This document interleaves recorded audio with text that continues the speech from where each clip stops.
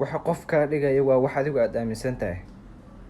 Haddii aad aaminsan tahay inaad tahay qof wanaagsan, u qalma inuu nolol wanaagsan ku noolaado, rajaynaya inuu noloshiisa bedelo, gaarana horumar aad u wanaagsan, aadna ku howlan tahay si aad u gaari lahayd rajadaas iyo riyadaas adigu aad leedahay, haba soo dahdee rajadaas iyo riyadaas waa tii mar un ay imaada.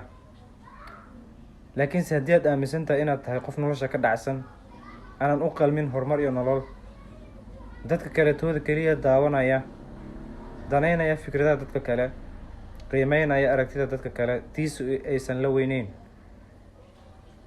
haddii aad sidaas aaminsan tahay, sidaas ayaad noqonaysaa.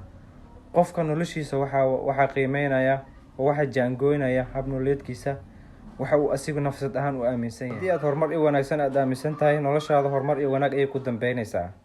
laakiinse haddii aad aaminsan tahay inaadan nolol iyo horumar iyo guul aadan gaaraynin, ha sugin midaas inaad gaartid.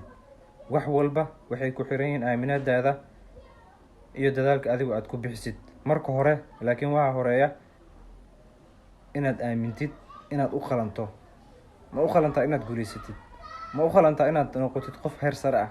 ma u qalantaa inaad noqotid qof heer sare ah, qof guulaystay?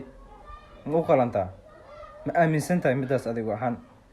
haa, jawaabtaad hadday tahay, dadaal ku dar, waadna gaaraysaa eebba idinkii.